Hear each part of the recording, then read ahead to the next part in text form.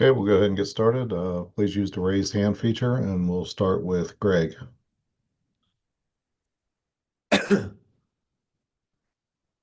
Mm. All right. Hey, Coach, just start with as you guys come down to sort of the end of the regular season, that not that you have this thing all set and done, but where have you gotten better and where do you still need to get better? Um, that's a pretty broad question. I feel like we've gotten better really everywhere. Um, I feel like our collective understanding of what we're trying to do and defensive and offensive spacing has both really gotten better. I feel like individual players have gotten better, and you know, where we can continue to improve is like in really all areas, you know, individually, collectively, um, we've all got to just kind of keep improving, and I think there's a battle you got to fight this time of year, not internally all the time, but that you are kind of just what you are, and this is what you are. And I think until the last horn goes off of the last game, that you can continue to get better collectively, individually.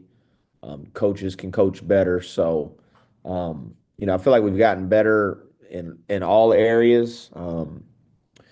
Defensively, you kind of morph each year, and different teams have different identities and different strengths. And, I think one thing that this team has done particularly well that some of the previous teams that I've coached didn't do well is, we do a good job of playing without the foul, and we've consistently, you know, done that well, and it's given us advantage. And we've made more free throws than our opponents have attempted in several games, and that's even with some of the struggles from the foul line. That could improve. Really cashing in on those opportunities when you get to the foul line. So, um, specifically, um, I think you just continue to evolve as a team and get better.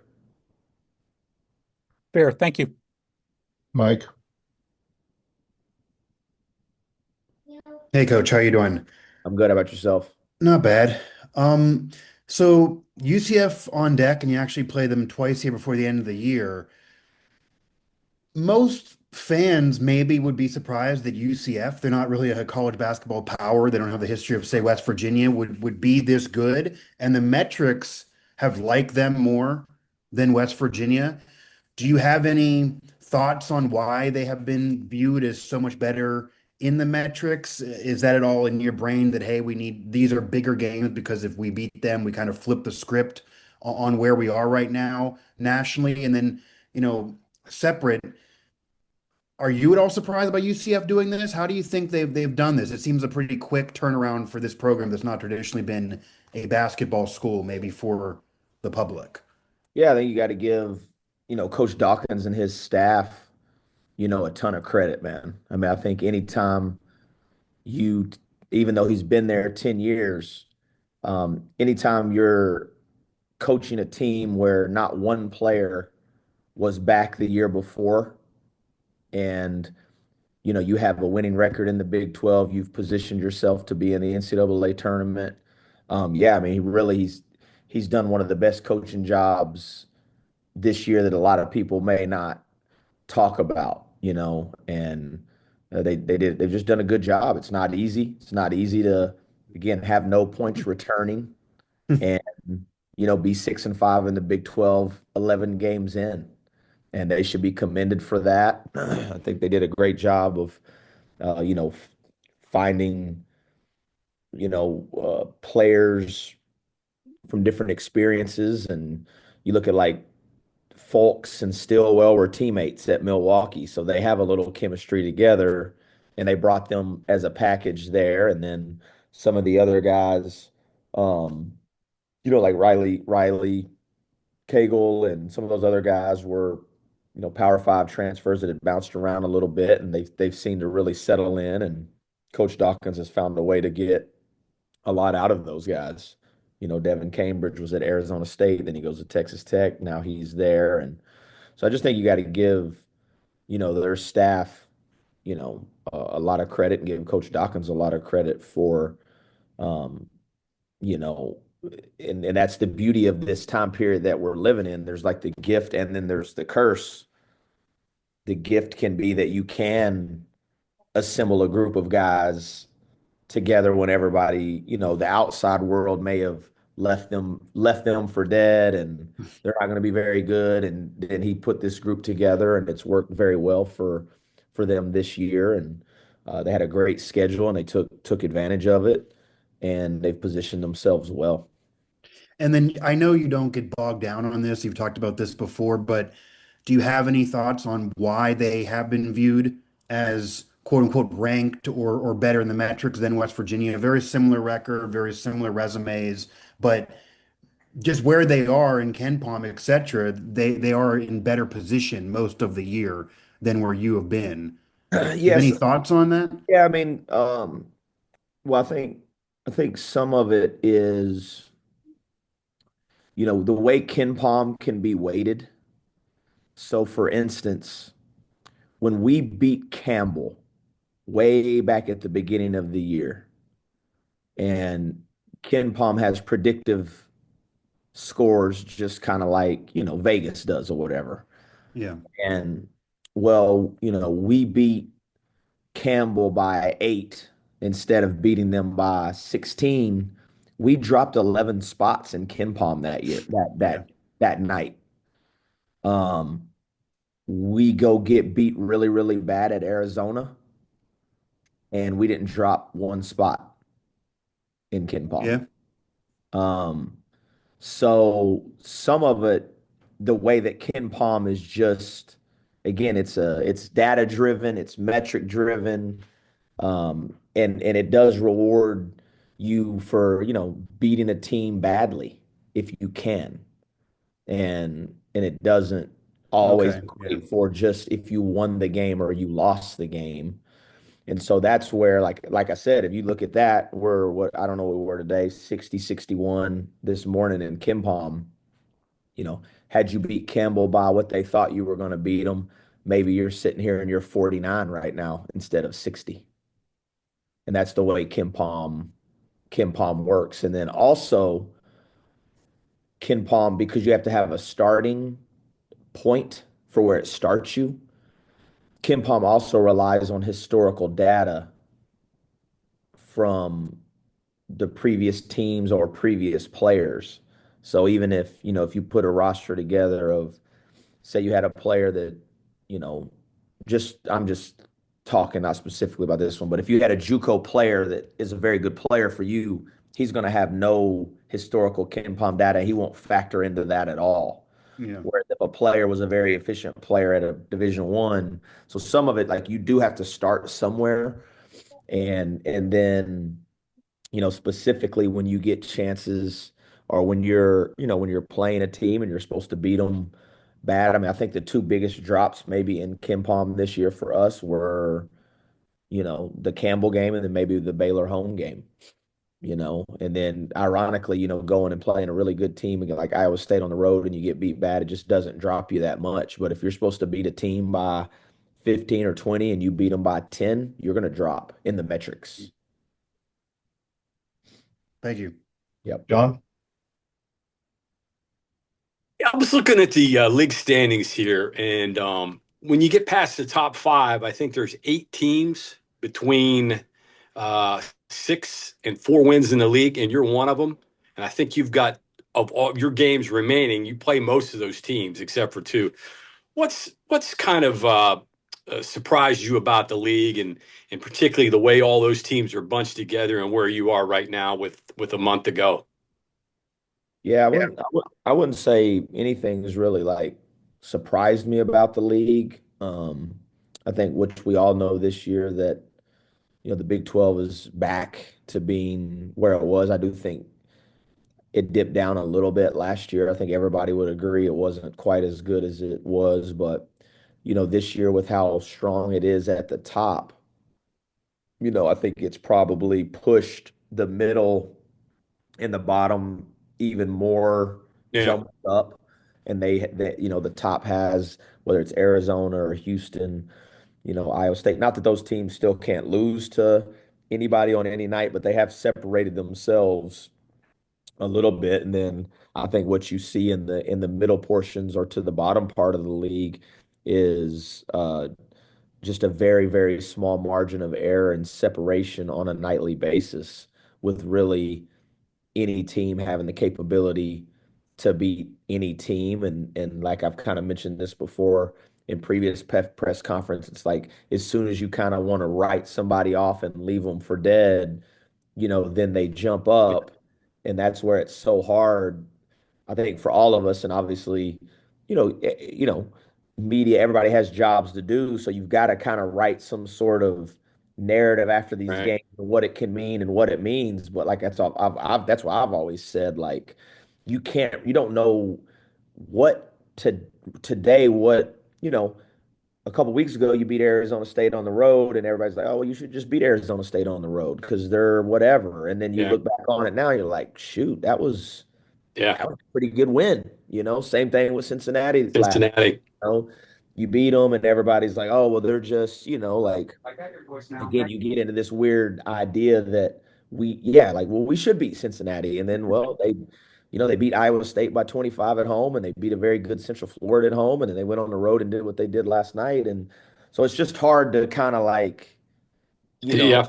but I know everybody has to, like, we all got to write narratives, and we got to write, and like you got to kind of Try to go, figure it out. oh, Yeah. but none of us know, Right. honestly. And over the course of this last month, I think you can see a lot of movement both ways, and that's where, I think from my standpoint and our team, it's boring. It sounds like no one wants to hear it, but man, you better just be thinking about that next game and not strain too far off from that.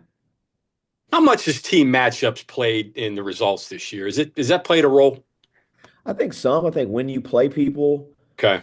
the timing of where you caught them, maybe in reference to where they were coming from prior to you playing them. Like I've mentioned, sometimes you can play a team at home, but if you were on a long road trip and they had two home games in a row, Yeah. they're probably the more rested team than you, even though you have the home court advantage. So I think there's a lot of, like, to your point, a lot of external factors, that can play into, and then sometimes, man, people, you have because all the players are talented in this league and all the coaches are good. And then on some nights you have, a player that maybe you didn't think was going to jump up, and he's got a hot hand and he beat you. Last one from me. Were you able to take advantage of the week with the time off? Yeah, yeah, and so for us, like, the buy was good. It was a little, it was a little, you know, different because you played on Sunday. So like if it was Saturday, you would for sure have just took Sunday and Monday off, no doubt about it. But with where we were, and we did decide to go ahead and take Monday and Tuesday off, and got back after it on Wednesday, and then got back today this morning, and you're in full prep mode for. So I think it was a good combination of getting away a little bit, getting a little mental and physical rest, and then getting a good day of playing and prepping just for ourselves. And now you're back in your normal routine. Justin. Hey, Coach, how you doing? I'm good. Hey, on UCF, obviously, you've talked about some of their results this year. Obviously, they beat Kansas, they beat Texas Tech, um, but then, there's been some disappointments there for UCF as well. When they're good, what are you seeing? When they're struggling, what are you seeing? Seems like they're a pretty good team, rebounding team. Um, when they have big wins, they don't turn the ball over, but then they turn the ball over and other games? Just, what are you seeing there with the ups and downs of UCF? Yeah, I don't know if I would, again, I don't know if I would describe it as like ups and downs necessarily. I mean, they're 12-2 at home. Their two home losses are to Vanderbilt, who obviously is very good. I don't know specifically where they are, but I know for a little while they were winning the SEC, and then they lost at home in a very competitive game to Arizona. Um, which we've seen, how good Arizona is. And then, some of their other losses, again, they've lost to good teams on the road. Right. Um, so again, they're just like most teams, they're good at home. Again, to me, it starts with Fulks. He's probably been as impactful as any player has been in the Big 12 this year. Those freshmen get a lot of attention as they should. They're they're special players, but just as it pertains to the impact that one player has had on their team and the impact on winning, I think you'd be hard pressed to find anybody that's having a more impactful year than Fulks is. And he's so reliable, he's so strong, takes care of the ball, and they've put good shooting around him and good length and some interchangeable pieces. So, you know, they've been very consistent at home, which is where we have to play them next. And like anybody else, you go on the road in this league and maybe you don't have the best version of yourself and you're catching somebody else on their home floor, then you can get beat. Coach, the you're talking about the bye. Obviously, the bye got built in for the Big 12 teams because of the change from 20 to 18 games. Um, I'm kind of wondering if there's a give and take on that, and the fact that obviously it's good to have a midweek off and to rest and get healthy, get right. Um, there's also two more non-conference games you have to schedule, and that can play, you know, some factors in the metrics and stuff, depending on who those two games are against. I'm wondering, in your opinion, is the bye week worth the the other side of what happens because of the bye week? In my personal opinion, yes.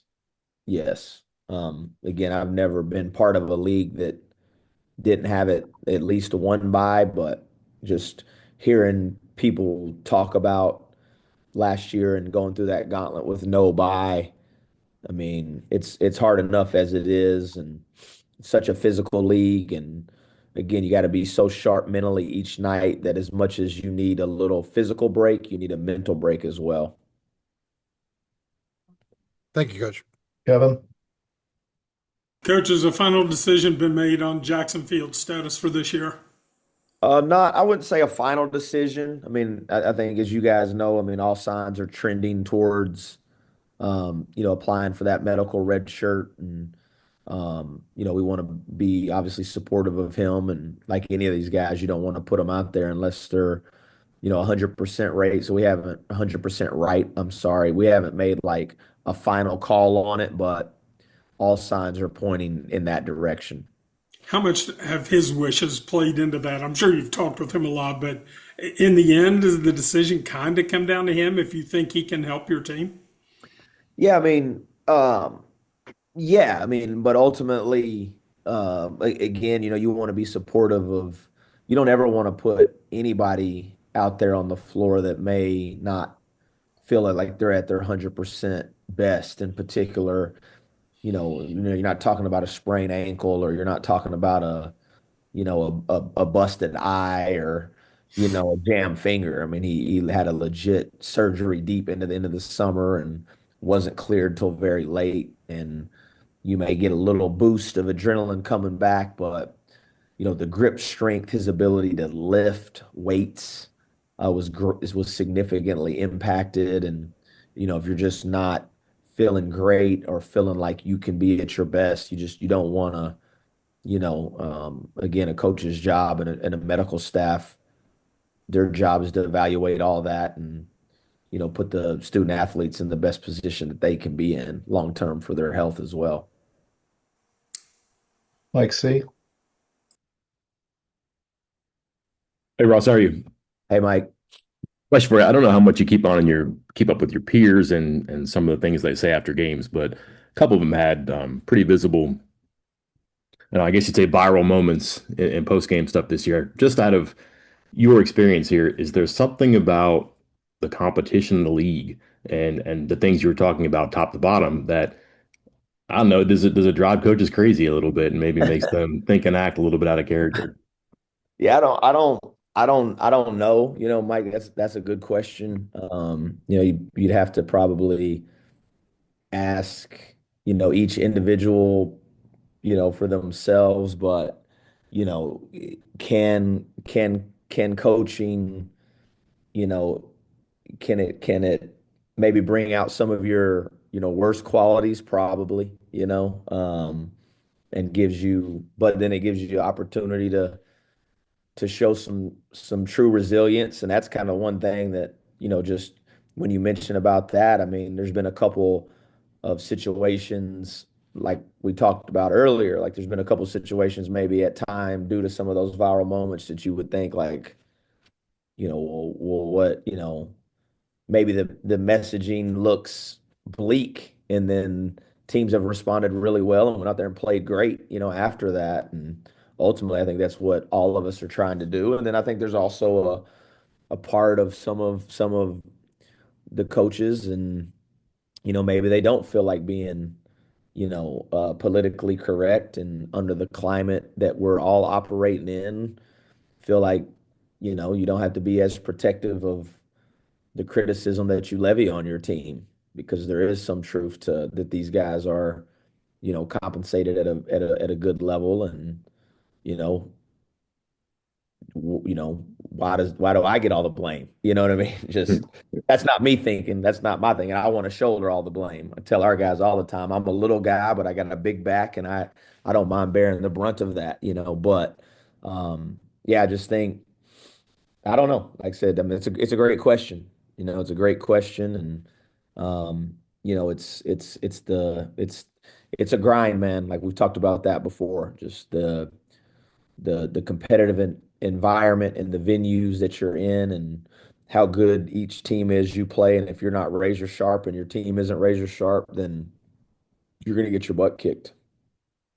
What is the challenge been for you? Like for example, you laid out a couple of points here that probably make sense. That maybe sometimes you want to grab somebody by the shoulders and shake him and scream it at him for they're asking you a question that there's a pretty good answer to. But you played a game like Arizona, it's the number one team in the country that didn't lose for 3 months, and they played really well that day. You don't want to say, all right, that's Arizona, but you're playing at Arizona. That's tough. But you've also like some of your losses, you played top seven teams on the road too, and I imagine there's a whole lot that goes on that maybe people don't quite grasp that you kind of have to explain, but also stifle too, because the line between explanation and excuses is pretty thin too. But how have you kind of gone through that this year with everything that you wish everybody else knew? Yeah, that's a good question, and I think you said it best. There is a fine line between excuses and reasons. And I think as a coach, you got to do the best job you can to create accountability structures where accountability needs to be, and then also having the emotional intelligence to understand, that if you're going to go play, Houston on the road, and they've lost one game in there in 3 years, that you are going to have to play so well and so good, um, and shoot the ball. Primarily, you're going to have to shoot the ball really, really well in an environment like that. Um, that you can't allow a game like that to spill over to the next game, and you do have to turn the page really quick. Now, I think on my end, what we've always done, whether it was Arizona or Houston or Iowa State or Texas Tech or any of those great teams, in the midst of those games, there still are tons of plays that we should have made regardless of whether you were playing Houston or whether you were playing Lehigh. And that's where the accountability has to come in. Like, hey, regardless of who you're playing, like you did not check and block out. You did not sprint back. We did not meet this pass and we were not strong. And so it's not like you can completely absolve accountability from those situations. Um, and no matter who you're playing. And that's where we've kind of landed on those situations, Mike, specifically is like, okay, like let's look at this from a objective standpoint, and these are the things we did not do that we can do, you know, regardless of how great the other team is and how good their talent is. These are things we could control in this game. We didn't control them. Let's get better. Let's fix these things. Greg. Yeah, Ross, when you've gone this far into the season without facing UCF and now you know you're going to be playing them basically twice in 3 weeks, does that add any, I guess, element of uniqueness to the first matchup? Um, I wouldn't say no. Again, just the way that these leagues ran into similar situations in our previous league, just the way that leagues are formed now without true round robins, and you have TV involved, and you have travel involved, and you have a league that's spread out across multiple time zones that there's going to be some scheduling irregularities with when you play people and how you play them. To your point, we've played Cincinnati twice, haven't even played them once, but it doesn't change much from a preparation standpoint or a mindset standpoint. Um, Other than the fact, like you said, you'll see them really close together, but it doesn't change much. Mike A. So, Coach, you mentioned that especially on the road, you gotta shoot. You gotta be able to successfully shoot at a high percentage. That was an issue against Texas Tech, at least early in the game, and then you didn't get enough from Eagle staff and Huff, even though I know you mentioned after the game the loose balls that you focused in on, and that was kind of the most frustrating part for you. But when your team is not at its best shooting and goes through scoring droughts, is there anything that can be done to remedy that in the game outside of just getting more loose balls? Like, what are your thoughts on the shot selection of the team? I know there are some that feel that when you guys start shooting cold, that sometimes the shot selection isn't that great, and then it compounds it and makes it worse. What can be done to still try to win that given game regardless of who you're playing if you're not shooting well, since that seems like that's kind of the clear, just easy thing to say between most of your losses, that it's just poor shooting nights outside of other issues, of course. Yeah, you can, again, you can do a lot of different things. You can maybe send more people to the offensive glass. You can make a decision to send all five players to go rebound instead of maybe getting some of your guards back.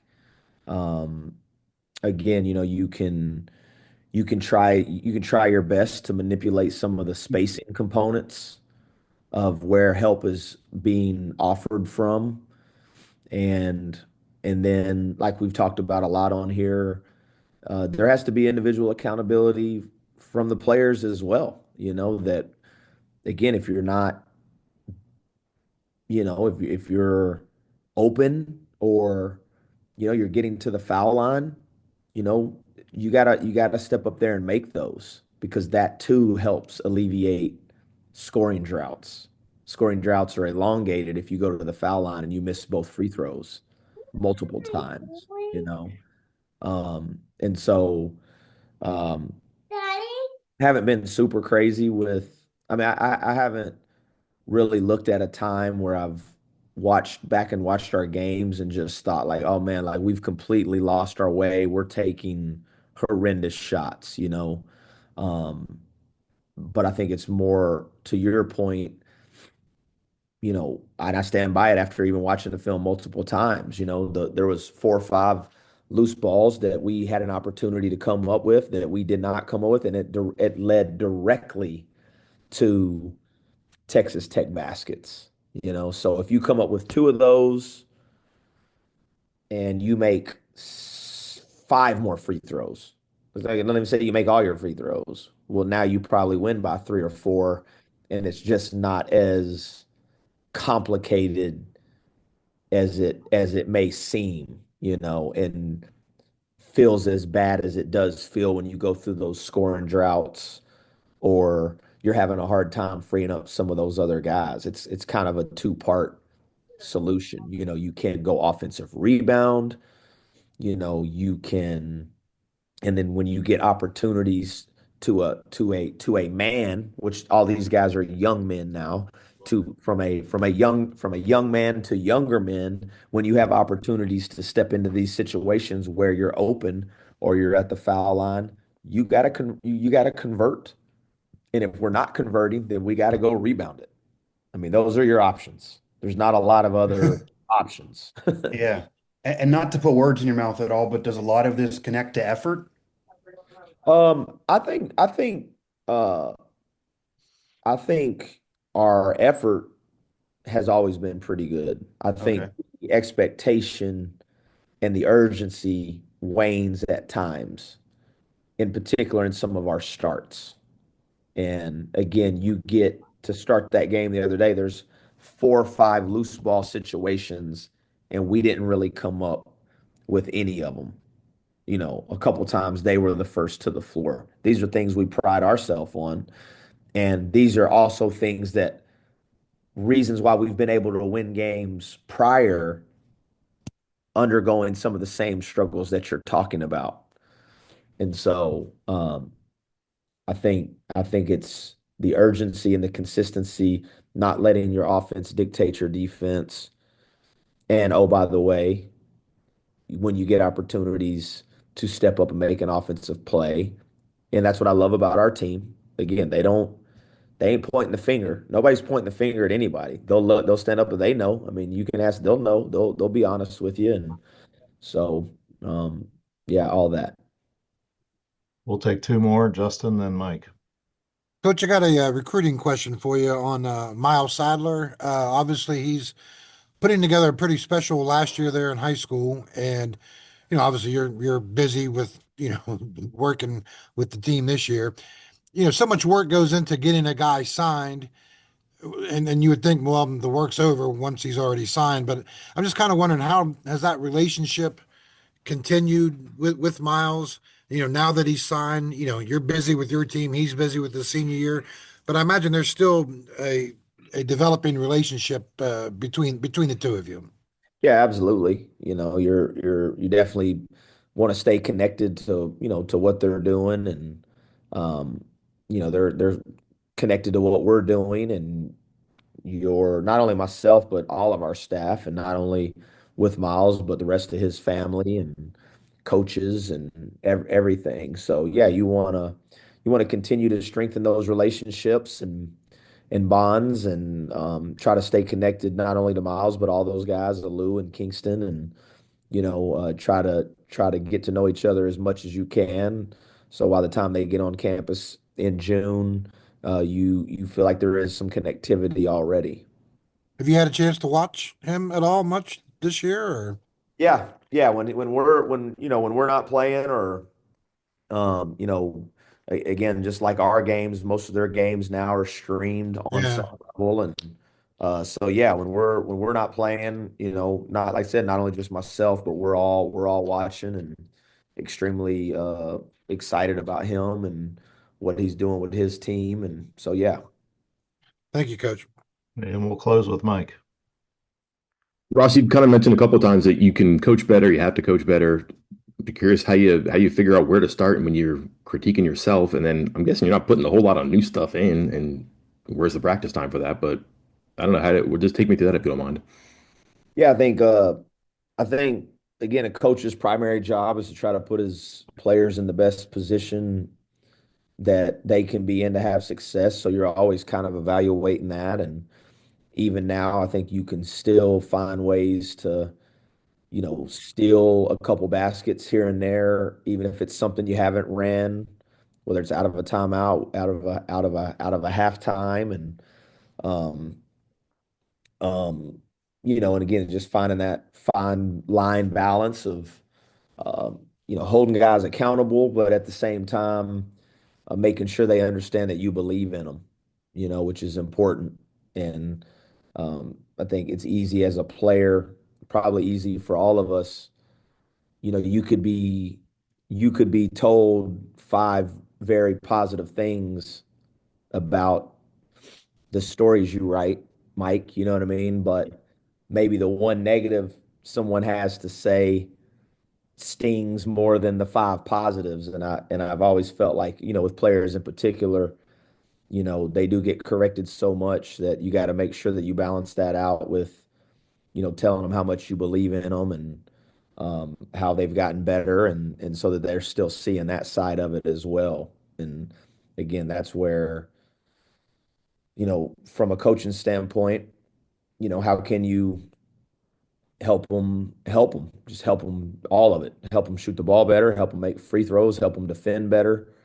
Again, a lot of it's just finding new ways to attack other people with how you're being guarded, and um, just making sure that you're doing your part. Because I think at times the easiest crutch a coach can use is just to blame his players. And sometimes that blame is warranted, but other times it's easy to try to remove yourself from difficult situations to force all the blame on the players, and kind of like, well, if they just do what I would tell them to do, we'd win.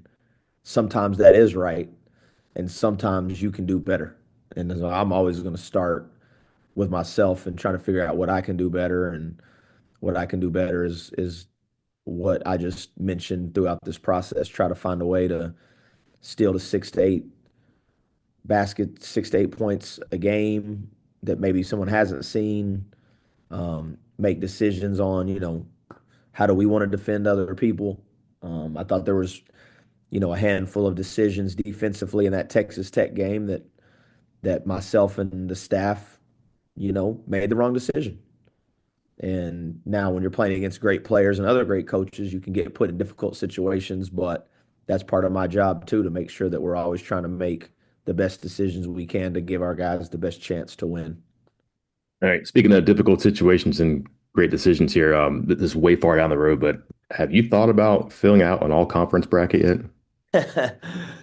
No, I haven't, man. I haven't, but Can you yeah. entertain me for a second? How difficult is that going to be? I'm assuming it's you. You don't delegate to your staff or the SID, right? Yeah, I mean, ultimately, I'll do it. I may ask their opinions, or if I really get stuck on one or two guys. But yeah, man, just the amount of talent in the league this year is incredible. And then, like we said, man, even when you get into, like, coach of the year, I mean, there's a ton of people that are just doing incredible jobs with their teams. Like Coach Dawkins, like we mentioned. I mean, he's, again, to take over a brand new team and have him in the position that he's in is impressive. Coach Self, with everything that he's, the ups and downs, and then you get, Coach Lloyd. I mean, just all across the board, man. Newcomer of the year, freshman of the year, first team. I mean, yeah, there's the depth and the the amount of players that will be deserving will not be able to be represented correctly. Put it like that, because there's more than 15 players in the Big 12 having all Big 12 years this year, but you won't be able to get them all in there. Okay, this will conclude our call. Thanks, Coach, and thanks everyone for calling in. Appreciate y'all.